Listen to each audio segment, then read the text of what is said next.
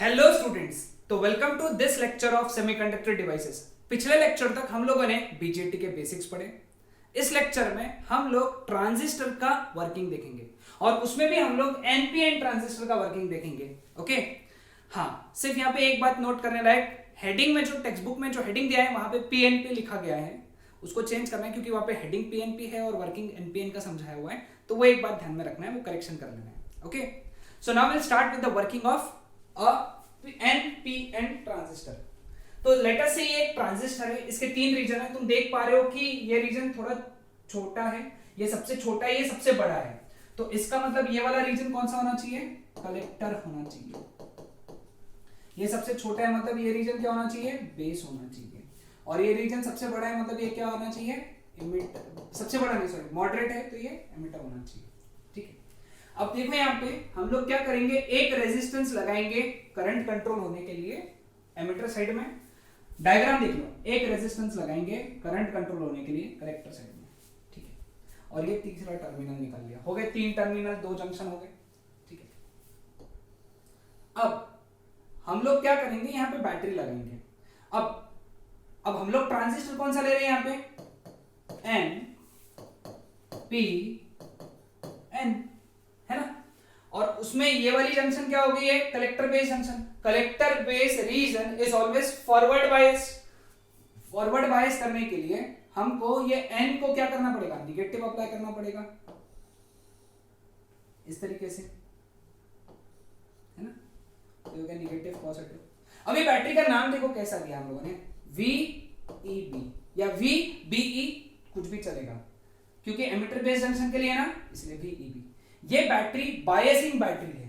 कौन सी बैटरी है? बायसिंग, जिसने एमिटर बेस जंक्शन को फॉरवर्ड बायस किया हुआ है।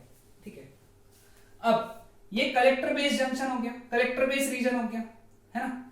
कलेक्टर बेस रीजन हम लोग रिवर्स बायस्ड करेंगे। कैसा? Reverse biased. तो रिवर्स बायस के लिए ये एन है, तो एन को लगाने के लिए हम लोग यहां पॉजिटिव निगेटिव पॉजिटिव निगेटिव ऐसा लगा दिया। ठीक है, वो थोड़ा अजीब दिख रहा है, इसको एक लाइन में ला लूं क्या? ठीक है,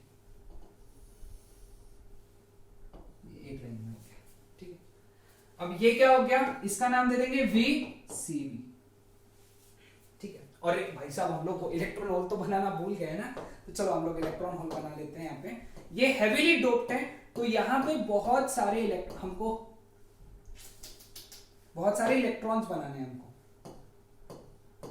है ना, बहुत सारे इलेक्ट्रॉन्स, क्योंकि वो हेवीली डोप्ड है ना।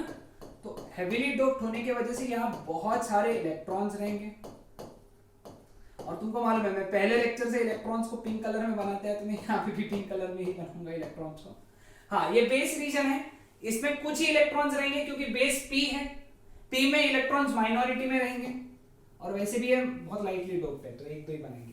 कलेक्टर मॉडरेटली डोप्ड है, तो इसमें इलेक्ट्रॉन्स रहेंगे N, क्योंकि यहाँ पे मेजॉरिटी चार्ज कैरियर इलेक्ट्रॉन्स रहेंगे क्योंकि N टाइप का है, तो यहाँ पे उतने नहीं बनेंगे जितने हम लोग एमिटर में बने।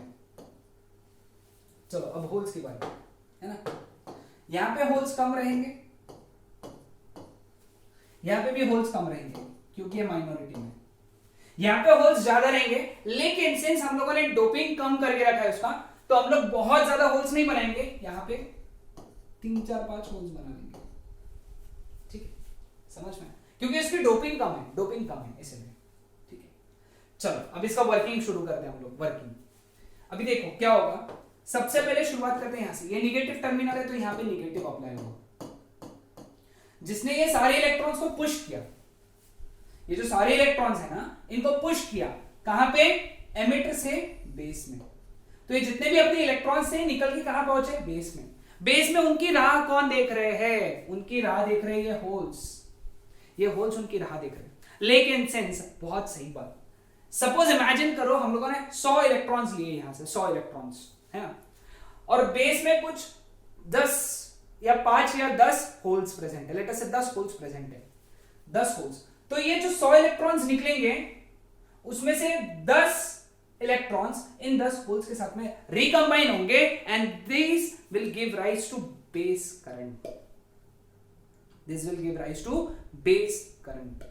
है ना। वो बेस करंट देंगे। बचे कितने आज 90 इलेक्ट्रॉन्स, 10 शहीद हो गए, ऐसे समझ लो 100 निकले थे, 10 शहीद हो गए इन होल्स के साथ, है ना, 90 बचे। अब ये 90 को हमको कलेक्टर में भेजना है ना, तो इसीलिए हम लोगों ने इसको रिवर्स बायस किया। ये यहां पे क्या करेगा, पॉजिटिव बनाएगा। ये पॉजिटिव क्या करेगा, ये इलेक्ट्रॉन्स को खींचेगा यहां पे, कहां पे, ये जो इलेक्ट्रॉन्स यहां से बेस में गए थे ना, उनको कलेक्टर में खींचेगा। अब तुम जितना VCB का वैल्यू लगाओगे उतने इलेक्ट्रॉन्स यहां एंटर होंगे, कहां पे, कलेक्टर में। लेकिन हम लोग चाहेंगे कि बहुत सारे इलेक्ट्रॉन्स कलेक्टर के अंदर घुसे, इसीलिए हम लोगों ने कलेक्टर का जो साइज है ना, ये बड़ा बना के रखा है, बहुत बड़ा बना के रखा है। और सारे इलेक्ट्रॉन्स निकले और यहां से इधर आ गए इलेक्ट्रॉन्स, ये इलेक्ट्रॉन्स आ गए, and this electrons will give rise to collector current. तो तुमको बातें ध्यान में, मैंने बेस करंट के बारे में समझाया, मैंने कलेक्टर करंट के बारे में समझाया। ये इलेक्ट्रॉन्स जो एमिटर से बेस में गए, these will give rise to emitter current. मैंने तीनों करंट के बारे में समझा दिया। एमिटर करंट किसकी वजह से आया, उन इलेक्ट्रॉन्स की वजह से जो एमिटर से बेस में गए। बेस करंट किसकी वजह से आया, उन इलेक्ट्रॉन्स की वजह से जो कंबाइन हुए होल्स के साथ में, होल्स के साथ में कंबाइन हुए और उन्होंने बेस करंट दिया। और कलेक्टर करंट किसकी वजह से आया, कलेक्टर के इलेक्ट्रॉन्स प्लस ये जो अपने एमिटर के इलेक्ट्रॉन्स से, उनके वजह से आया कलेक्टर करंट। ठीक है, अब देखो ध्यान में, इलेक्ट्रॉन का फ्लो और कन्वेंशनल करंट का फ्लो अपोजिट होता है। क्लास 10th में सिखाया गया था हमको, है ना, 10th में इलेक्ट्रिसिटी वाला चैप्टर याद होगा सबको, कि जो इलेक्ट्रॉन के फ्लो का डायरेक्शन होता है उसके अपोजिट करंट फ्लो होता है हमेशा। अब इलेक्ट्रॉन्स देखो कहां से कहां फ्लो हो रहे हैं, इलेक्ट्रॉन्स ऐसे फ्लो हो रहे थे तो करंट ऐसा फ्लो होगा, यानी करंट का जो डायरेक्शन है, देखो यहां पे ये एमिटर से निकला है ना, और इधर ये ऐसा था, ये हो गया IC का, ये हो गया IE का, ठीक है। लेकिन कुछ करंट यहां से बाहर आया, सॉरी इसकी वजह से आया। अब यहां पे होल्स की वजह से ऐसा, मतलब इलेक्ट्रॉन्स ऐसे बाहर आएंगे, इलेक्ट्रॉन्स ऐसे बाहर आएंगे, इलेक्ट्रॉन्स, तो करंट ऊपर होगा, ये होगा I,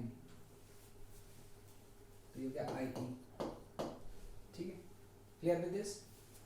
ये अलग कैसे क्या हो गया, समझ गए सब लोग।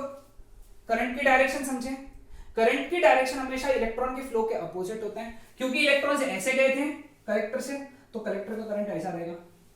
इमिटर के इलेक्ट्रॉन ऐसे गए थे तो इमिटर का करंट ऐसा रहेगा। Okay, clear with this. यहां से एक इक्वेशन सभी को समझ में आ रहा होगा, अभी नोट डाउन करके रख लो। IE, इसके बारे में आगे पढ़ेंगे अपन बहुत डिटेल में, is equal to IB plus IC। ठीक है, ये इक्वेशन। हाँ, एक बात ध्यान में रखने लायक, क्योंकि बेस में होल्स की वजह से करंट आ रहे हैं और ये होल्स बहुत कम है ना, तो ये जो बेस का करंट रहेगा ना, ये बहुत कम रहेगा, बहुत कम, वेरी वेरी स्मॉल, और ये रहेगा माइक्रो एम्पियर में। हाँ, ये कलेक्टर करंट और ये एमिटर करंट थोड़ा ज्यादा रहेगा, बहुत ज्यादा नहीं रहेगा, ये मिली एम्पियर में रहेगा, मिली एम्पियर में होता है।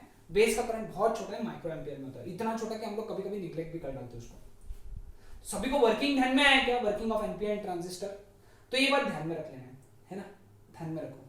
ठीक है, अब एनपीएन में देखो करंट एमिटर से बाहर निकल रहा है ना, एमिटर से बाहर निकल रहा है, यानी ऐसा समझ लो ना, बेस से एमिटर में जा रहा है, बेस से एमिटर में जा रहा है करंट, करंट। इसीलिए डायग्राम ड्रॉ करते वक्त हम लोगों ने कैसा बनाया था, इसका डायग्राम याद है ना सबको,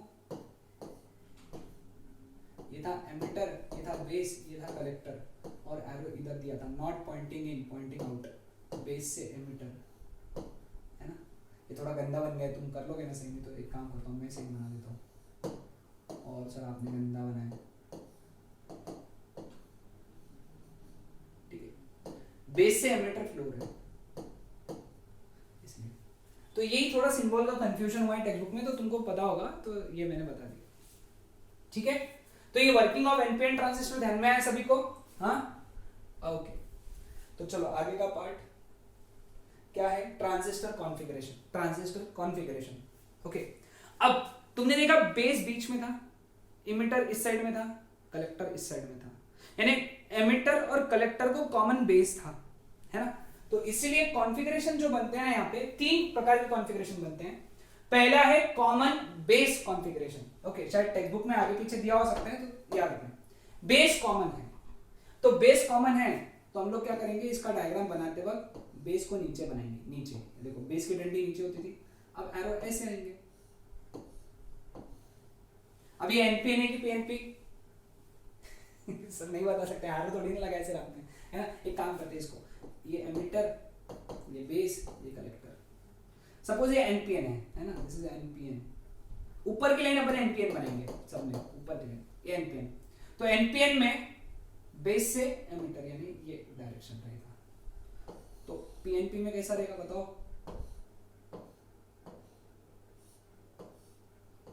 एमिटर बेस कलेक्टर, ये ऐसा पी एन। ठीक है। दूसरा क्या होता है, common emitter configuration. Emitter common है, ठीक है।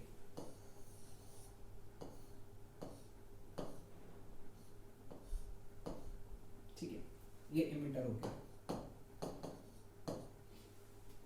इमिटर कॉमन है यहाँ पे, है ना, इमिटर कॉमन। ठीक है, एक काम करना है यहाँ पे, उन्होंने सर्कल नहीं बनाया अपने बुक में, सर्कल नहीं है ना, सर्कल मत बनाना तुमने, ठीक, सर्कल मत बनाओ। और ये डंडी को ऐसे ग्राउंड कर दो, सर्कल मत बनाओ, है ना। ऐसे सर्कल बनाना चाहिए लेकिन अरे ग्राउंड करना था, सॉरी।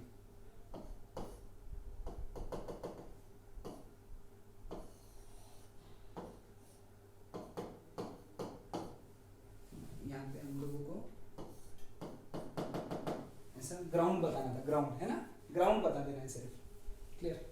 यहाँ पे भी ऐसा बता के यहाँ ग्राउंड बता देना है।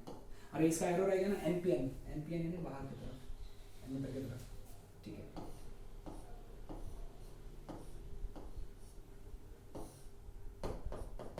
सर्कल नहीं बना रहा हूँ, है ना, it is collector base emitter arrow अंदर की तरफ, हो गया पीएनपी। लेकिन एमिटर कॉमन है, देखो कॉमन कैसे बना दिया, जिसको हम लोगों ने ग्राउंड लगा दिया वो कॉमन हो गया दोनों साइड में, है ना। इस साइड से एमिटर कलेक्टर बन जाएगा, इस साइड से बेस एमिटर बन जाएगा, है ना। तो देखो बेस के साथ में एमिटर कॉमन है, कलेक्टर के साथ में एमिटर कॉमन है। इधर देखो कलेक्टर के साथ में बेस कॉमन है, एमिटर के साथ में बेस कॉमन है, तो ये कॉमन बेस हो गया। इधर बेस के साथ में एमिटर कॉमन है, इधर कलेक्टर के साथ में एमिटर कॉमन है, तो कॉमन एमिटर हो गया, ठीक है। चलो तीसरा क्या है, कॉमन कलेक्टर। तो बस कुछ नहीं, उल्टा बनेगा यहाँ पे, है ना, यहाँ पे उल्टा बनेगा। ये एमिटर रहेगा, ये बेस रहेगा, ये कलेक्टर रहेगा, ये लंबी लाइन रहेगी और ये ग्राउंड रहेगा, ठीक है। एरो लेकिन ऊपर एमिटर के साइड में ही होता है हमेशा, है ना, एमिटर के साइड में एरो। ये कौन सा है, एनपीएन, मतलब एमिटर की तरफ आएगा, बेस से एमिटर, बेस से एमिटर, याद रखना, ठीक है।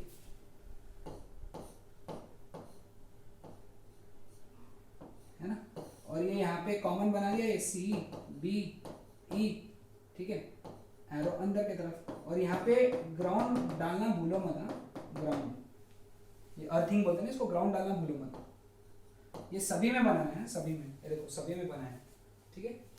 तो ये डायग्राम्स सर्कल मत बनाओ, है ना, सर्कल में दिया नहीं है ऐसा, इसलिए बुक में जैसा दिया वैसे ही बनाओ भाई, है ना, क्योंकि बोर्ड्स का एक रूल होता है, मतलब भाई कि जो बुक में है वही करो, है ना, मार्क्स मिलते हैं बोर्ड्स में, ऐसा है इसका लॉजिक, है ना। तो एनीवेज, तो सभी को ध्यान में है 3 कॉन्फ़िगरेशन। नेक्स्ट लेक्चर में हम लोग कॉमन एमिटर कॉन्फ़िगरेशन पढ़ेंगे, खास करके कॉमन एमिटर कॉन्फ़िगरेशन और कैरेक्टरिस्टिक्स पढ़ेंगे। सबसे इंपॉर्टेंट है अगला लेक्चर भी, है ना, क्योंकि वो लेक्चर समझा तो हमको एम्पलीफायर समझ जाएगा, ठीक है। बस 2 ही लेक्चर्स बचे बाइपोलर जंक्शन ट्रांजिस्टर पे, कॉमन एमिटर कॉन्फ़िगरेशन बचा है एक, और एक बचा है हमारा transistor characteristics, input characteristics and output characteristics, मतलब वो उसी में आएगा। और एक बचा है एम्पलीफायर, सॉरी कैरेक्टरिस्टिक उसी में आएगा कॉमन एमिटर में, और एक जो बचा है वो बचा है amplifier. Okay, so that's it for today. Next lecture में आगे का पार्ट कंटिन्यू करेंगे।